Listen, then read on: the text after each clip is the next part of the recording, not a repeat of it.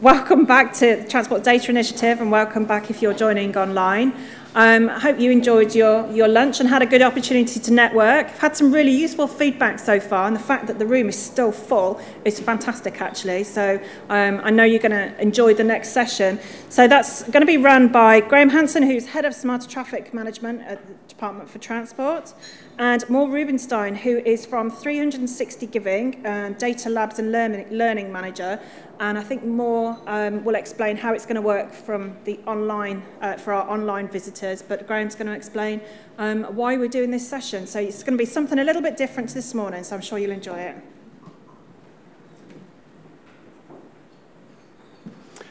Hi, everybody. Yeah, not long from me, because I want to pass over to Maur as quickly as I possibly can. But I think probably most of you probably remember last year that the department ran a major discovery into local transport data. Hands up quickly, those who remember. Yeah, well, some of you remember. So it was a really large data discovery we did. And I think we discussed the actual needs for local authorities data with about 100 local authorities, so it really was quite widespread and national.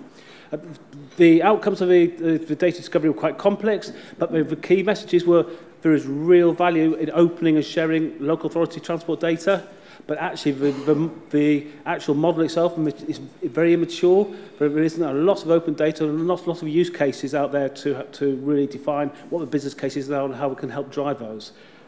And really importantly, that there's a role for the government, for DFT, in helping local authorities in this.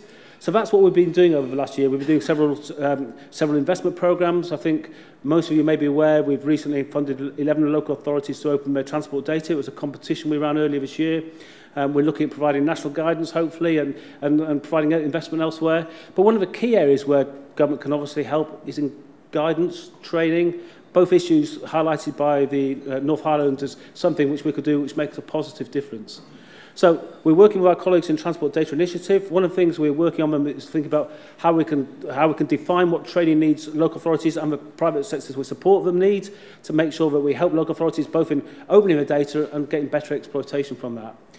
And with that, I'll pass over to my colleague Maur, who I've worked with on not several cases, but Maur's run through how the data analytics can work and how she can actually work on developing personas to really understand what the data need is and what training requirements are.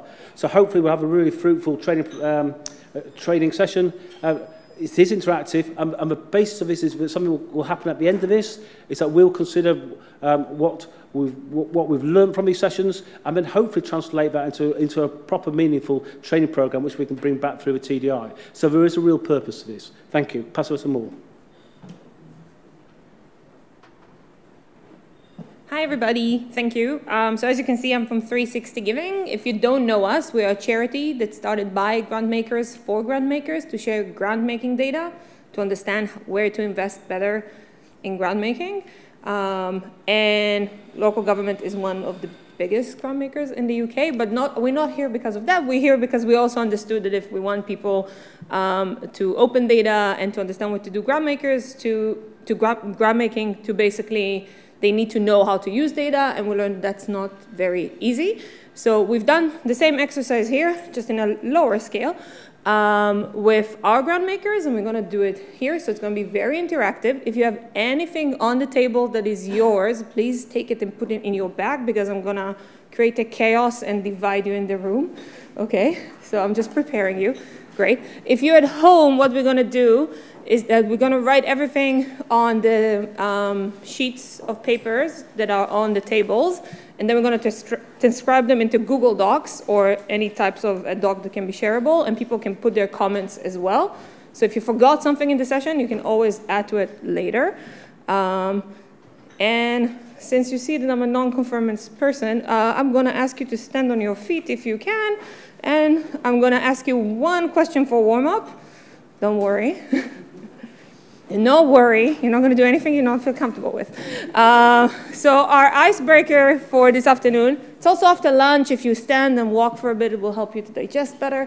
So I'm going to ask you, I heard that you were speaking a lot about the last mile and commuting. So let's see let's create like a visualization with people.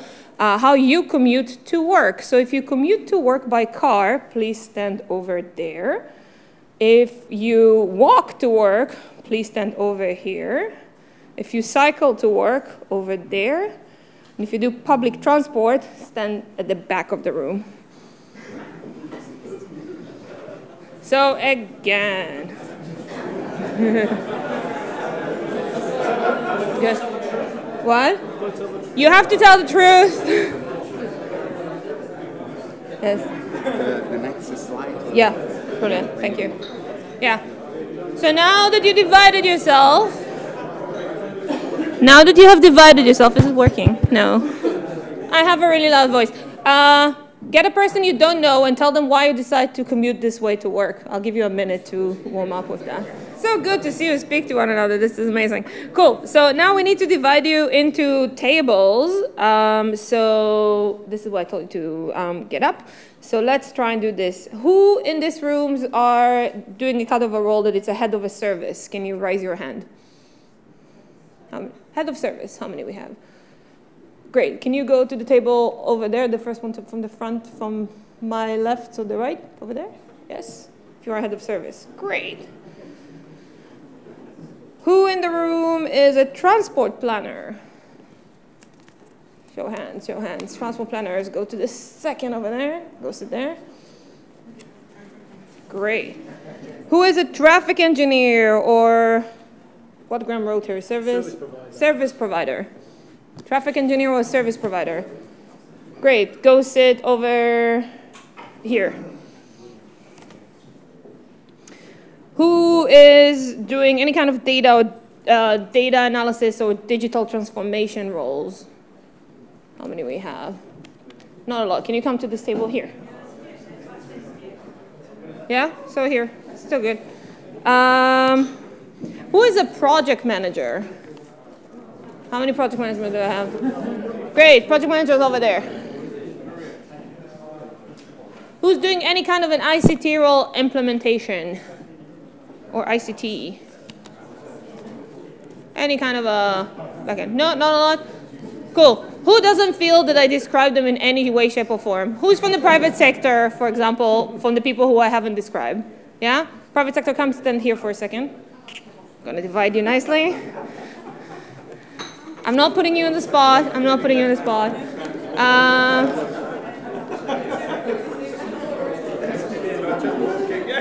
Great. So who else I haven't divided? Who else has not been divided? Cool. So what I'm going to do is 1, 2, 3, 4, 5, 6. Go to the table over there, please. You're going to represent council members over there in the, yeah. Yes. Cool. Who else is missing? Let's see. Council members. We want to check how we can train council members. We also think they need to know some stuff about government. You haven't been divided. You're the only one. Which one do you want to choose then?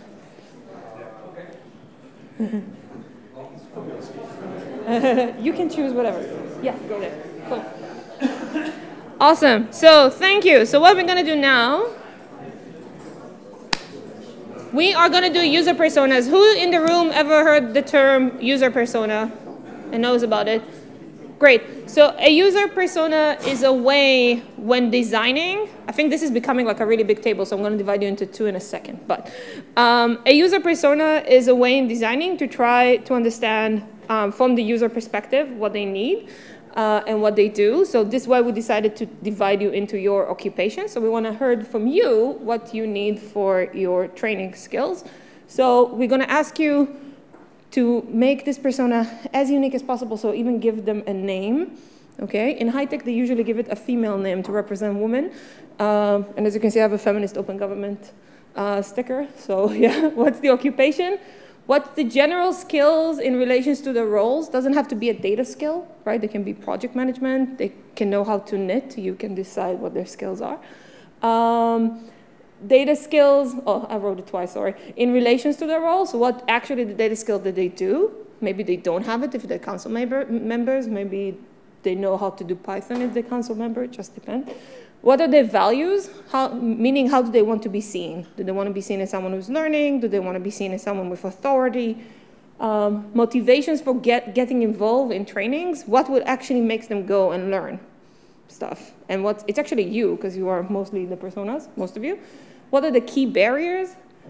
How do they going to stay up to date and keep learning or keep understanding this topic? How do they learn a new skill? And what do you want them to do, or what do you want yourself to do with the training? Okay? Any questions? I know I speak fast. Yes? Just one general point. I think we were going to focus slightly as well on opening training data as much as possible in this parameters as well. Yeah, and what is the data that you can open as well. So we're going to do that for the next, I think, 20 minutes. I'm going to roam around if you're going to have issues, and I'm going to divide some of you into a smaller group so you'll be able to speak. Be creative. But what I want you to do before we starting this is just go around the table and introduce yourself. What's your name and where you work? Is that okay? Cool. So you have 5 minutes for like a nice icebreaker within your table. Mingle. I'll tell you when these 5 minutes are out. Thank you for participating with us.